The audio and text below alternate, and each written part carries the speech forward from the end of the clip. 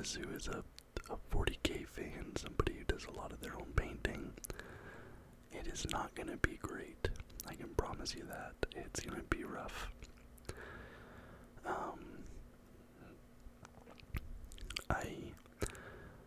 Warhammer 40K is one of those hobbies that is consistently kind of on my periphery. I have collected, or rather I should say started a collection of various armies over the years. Space Wolves, Blood Angels, Ultramarines. But I've never actually played on the tabletop. I've never taken an army, painted it, put it out on the table and played. And then when I moved from the United States to Australia, I sold all of the figures I did have. I sold my Ultras, I sold my Blood Angels, I sold everything. And I had some really cool figures. I had a couple Rhinos, I had some Intercessor squads, all sorts of stuff. I sold all my paints, my brushes, and I had a bunch of that stuff. I sold it all. And I've always been into 40K lore. I love watching 40K lore videos. I've read some of the books. I find it all extremely interesting. Love the setting, just haven't never been able to play the game. My 40K bug started resurfacing a few weeks back. I was watching some videos, and I was watching a bunch of stuff about Black Templars. I really liked a lot of their vibe, but I still really am into Ultras and Blood Angels as well. So for me, I was like, man, I don't know what army to pick. And then I decided to finally look beyond the Space Marines, basically for the first time. And I found the Adeptus Sororitas, the Sisters of Battle. And I immediately was like, okay, this scratches every itch I have. You have the religious sort of nuns with guns, mobile suit nundom aesthetic. You have the Imperial Man, the Ecclesiarchy, all that stuff. And then the figures themselves, they have very intricate details. They look very nice. So I'm lucky that there's a full-on Warhammer store near me, not just a game shop, but a straight-up Warhammer branded shop pretty close to me. So I went there and I was like kind of umming and ahhing, like, no, I shouldn't do it. It's a lot of money. I know I'm not actually gonna play the game. But my fiance talked me into biting the bullet, and I bought a Battle Sisters squad. And I bought a paint, it's like starter set. So I know, for anybody out there, I'm only using one brush. I'm only using the limited paints which came with the starter set, so I know this is not up to snuff. And the model I paint in this video, I don't even really do highlights, shadows, all that stuff. I kind of just get it to like what would be called, I guess, like tabletop ready, and then end it there. I don't, do all the little detailing and stuff, just because the video would have been way longer if I did all of that. But I do plan on getting more brushes. I plan on getting more paints. This was kind of just my way of getting back into the hobby after like 5 or 6 years away. And again, I only have this one brush, which honestly, the brush is not great. It's probably the biggest gripe with this kit. But I've decided, I'm probably not ever going to play, but I'm going to collect the Adepta Sororitas, because everything about them, I'm just really all about it. Now, I did prime this model gray, so those of you that know about painting models, don't worry, I know it might look like,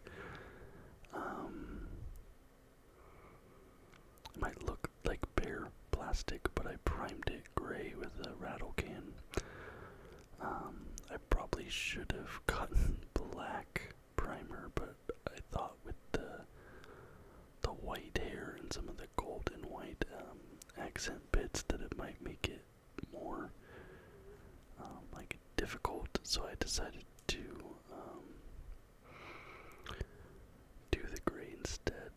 So I've laid the black down at this point. And you see there I put some clean water down on my palette, and then I add some of this lead belcher. And I'm using this for the silver bits, so the gun. And I think this gun is the Combi Flamer or the Combi Melta, one of those two. I think it's the Flamer. But I'm using this watered down lead belcher to paint this, and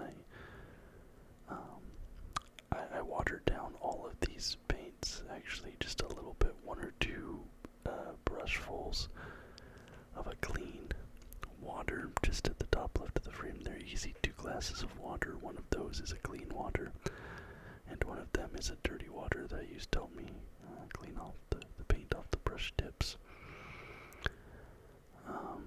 But there I am. I'm putting it on the, like I said, I believe that's the Combi Flamer.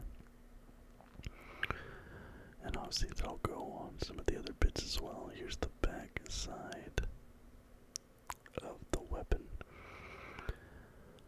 But I mean, the minute I started looking into these, the Adeptus Sororitas more closely, they have things like the Living Saints,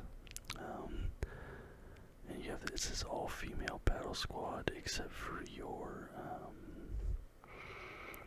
Arcoflagellants, which are prisoners, lawbreakers that are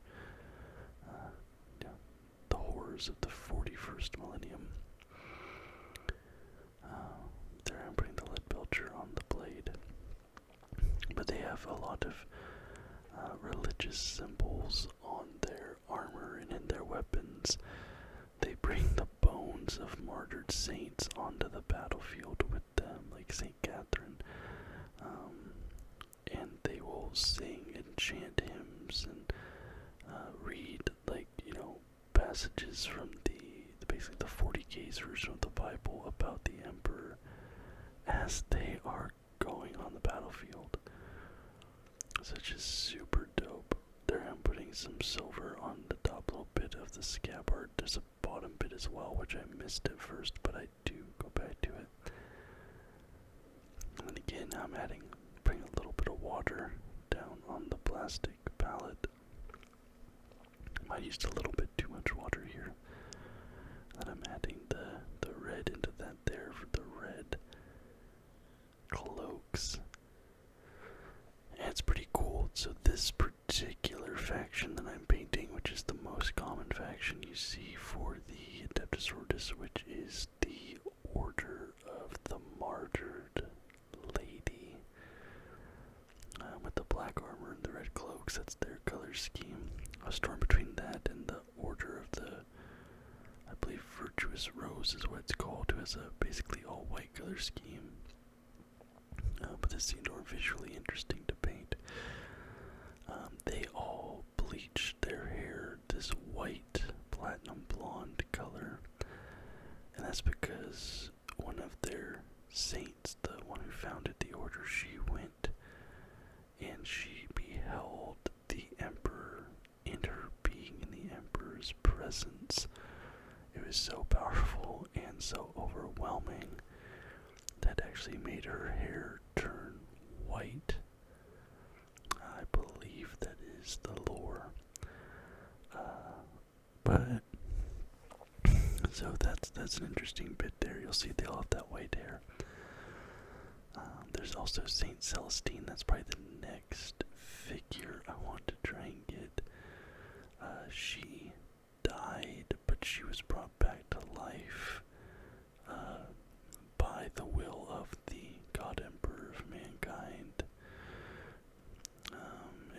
And I think the lore around her is like she can't die permanently. She always will be revived by the Emperor because her devotion and her piety is so strong. This is a very interesting aspect of her character. Here I am painting the inside of the cloak here. But yeah, some people will watch this and be upset because there's certain things I'm not doing on the figure that a lot of seasoned painters will do. This is kind of my first test figure highlights, lowlights, things like that. I used to do that kind of stuff. I was decent at it. I was never too great at the whole painting thing. Because I had a friend my friend I kind of played with, he didn't really care at all about painting. He would just rattle can his Tyranids. He was a Tyranid player, all one color, and call it a day. Whereas I liked sitting there and taking time and, doing all the little details and everything. Got a little bit of overpaint there on the holster. So I had a little bit less motivation in that regard because he wasn't similarly interested in that aspect of the hobby. Whereas for me, I kind of like having the characters and just painting them and looking at them. Maybe necessarily more than the thought of playing with them. So I would like to improve and learn more new different techniques to get better at painting. But like I said, I think it's probably been 4-ish years since I've done any Warhammer painting. It was pre-COVID, probably 2020, or 2020, 2019, something like that. Was my most recent army, which would have been my Ultras. So yeah, I'm definitely way out of practice with painting and assembling miniatures and all that.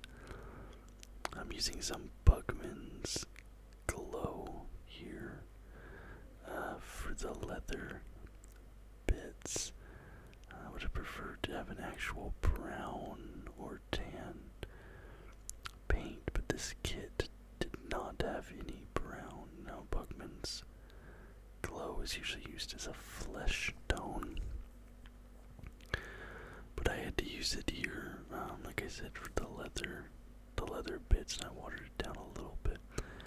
I think I watered this one down a little bit too much. It required multiple layers of the paint to actually stick and show. I think it ended up needing 3 or 4 layers. I do sometimes have more tendency to water my paints down too much. It's something that I did even in the past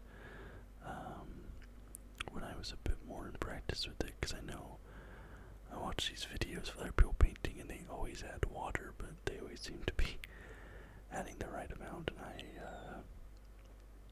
I tend to put in a little bit too much. But we're putting the tan here, there it's over the holster, we got some of the other leather bits.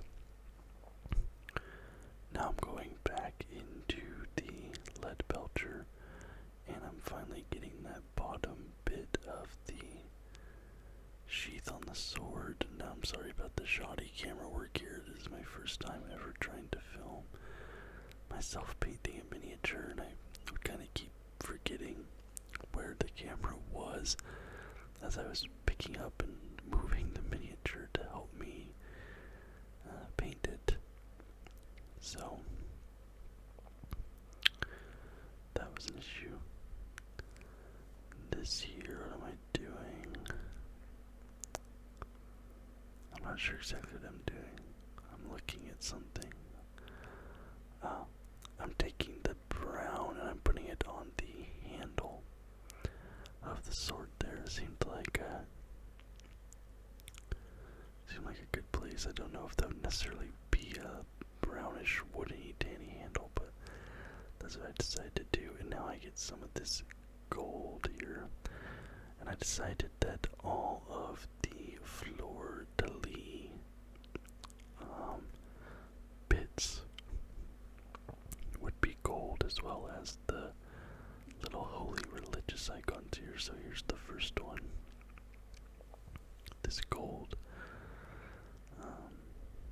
holy symbol on the chest. I do that with this gold, and this is the same gold that I would always use with my ultramarines, so I'm fairly confident using this particular color. And then I'm doing the wings. I decided to do the wings here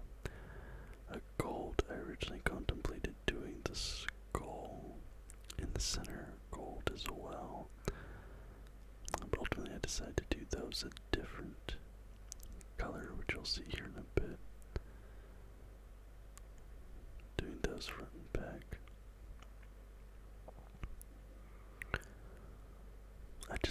I do love the way this gold stands out in the overall color scheme here with the Sisters of the Martyred Lady.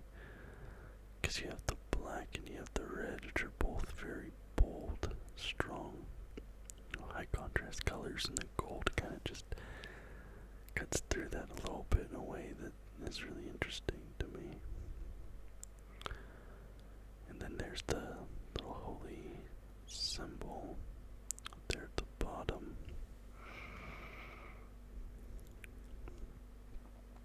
I think that looks quite nice. Then again, it says it's going to do all the fleur-de-lis in gold. So there we are. There's the fleur-de-lis on the combi flamer. Got that one gold. I don't know, do I have anything else? Oh yeah, there's the fleur-de-lis on the back of the jump pack. And I guess you have a little bit of overpaint there. It's a little bit messy. But I'll go in there and I'll clean that up with some more black. Put that one there on the back. Now I'm taking some Corax white. There's not a ton of white on this figure. But we have these bead looking things there. I'm not sure, are they skulls? Or maybe just beads, I'm not sure, but on the belt piece there.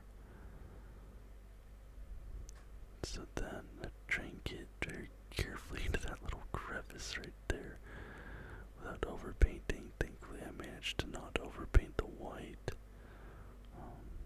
It was mainly the gold and the silver that I just use overpainting with.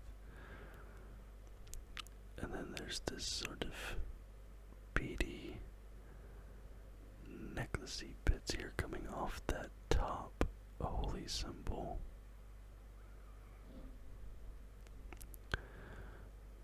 And the white and the gold, like I said, I really like the way that those look overall on this figure. With this particular color scheme.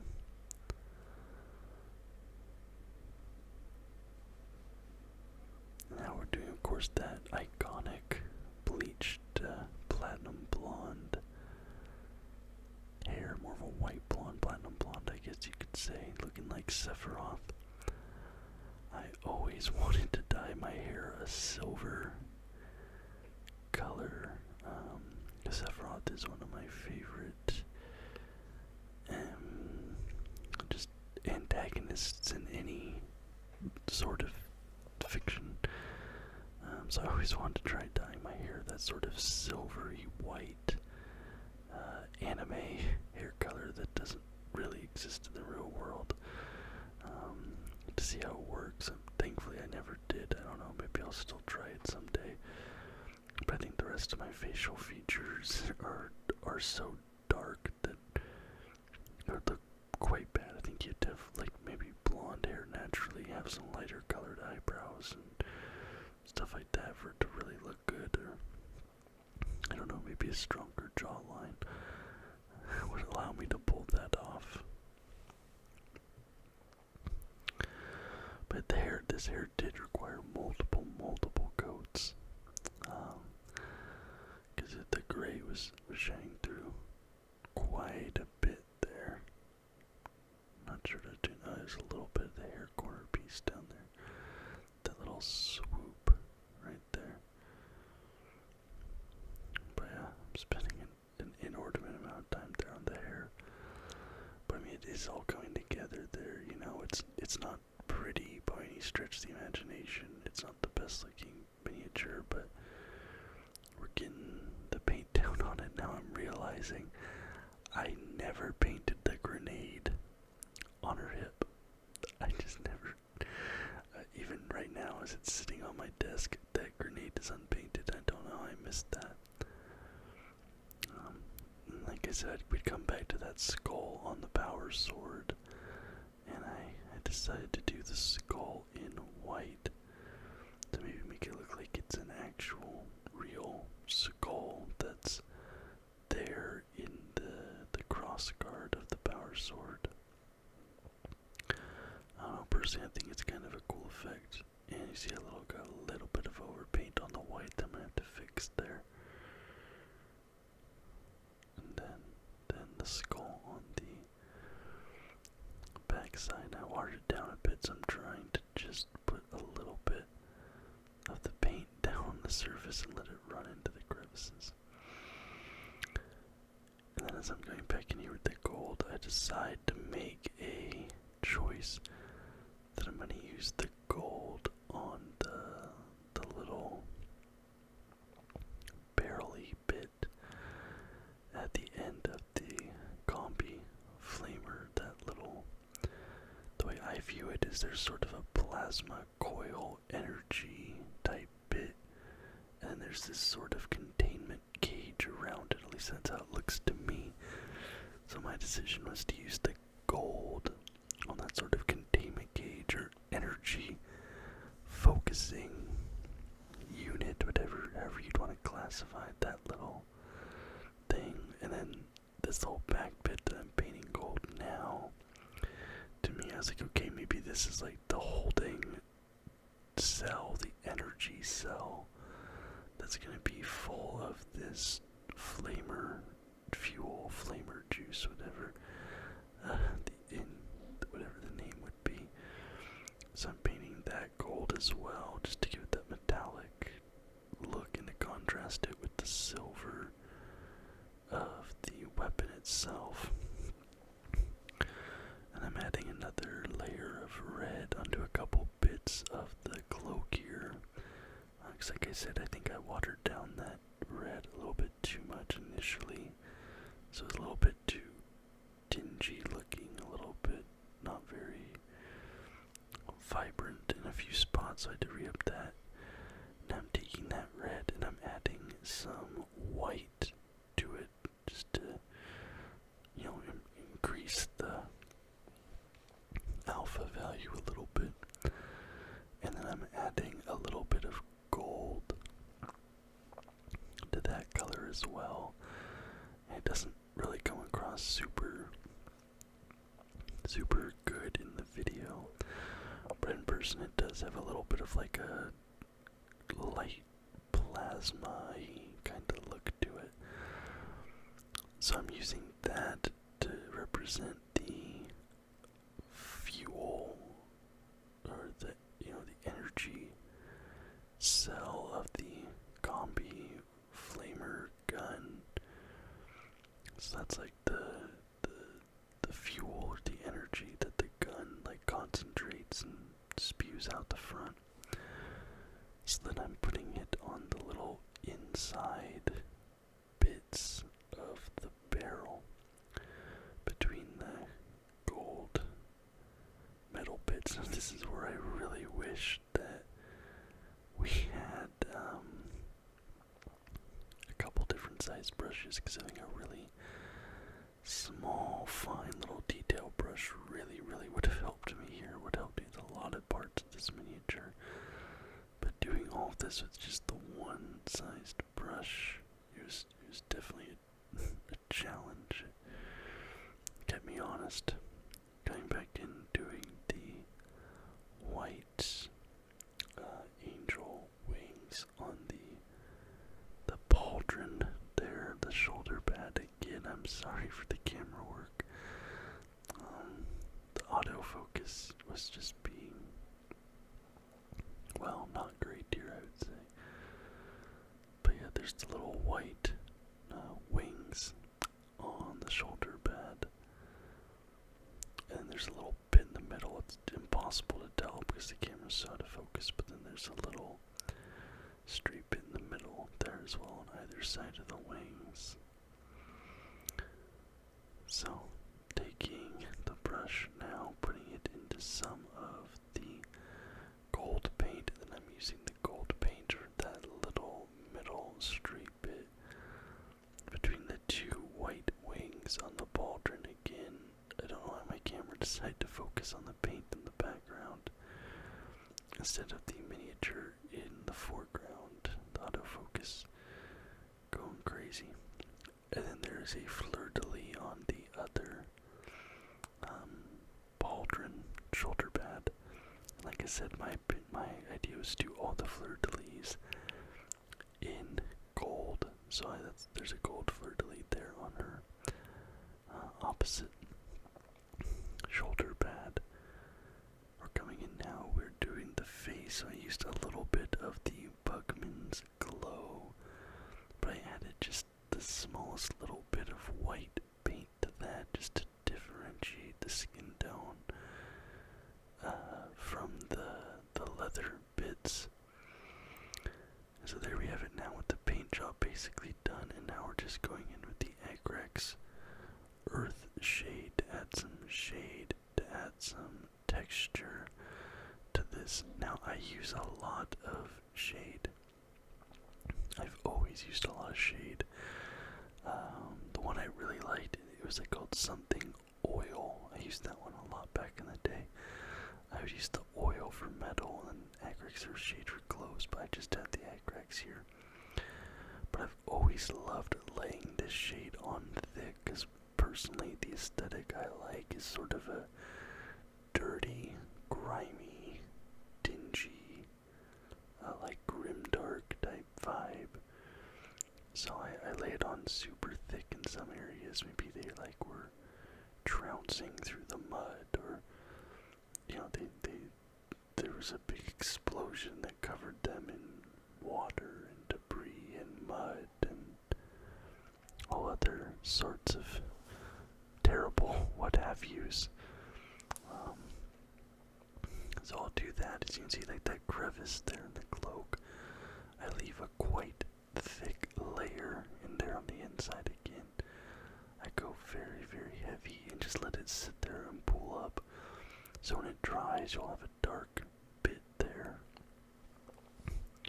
And I've always gone heavy with the shades. Like I said, I just personally really like the super dirty look, and to me it makes it look more like they're in the middle of an active battle zone that is basically hell on earth, because that's how battle zones are in Warhammer 40K. It's explosions, dirt, mud, blood everywhere, all over the battlefield. So I made her gun extra dirty. My thinking was maybe she dropped it down in the mud at one point and then had to pick it back up. So I laid that Agrex Earth shade onto the combi flamer quite thickly, let it pool up there in the recesses and the little crevices, and really just make it look nice and gross. But I purposely did not put it on the gold bits on the gun, so there she is right after applying the shade and after the paint and everything. And then now I'm going to put up a picture. This is her the next morning after everything is dried. So not the best paint job in the world, but like I said, first time in quite a while, so I'm pretty happy with it. Anyway guys, if you did like the video, please leave a thumbs up and subscribe to the channel for more content just like this almost every single day. Until next time, bye bye.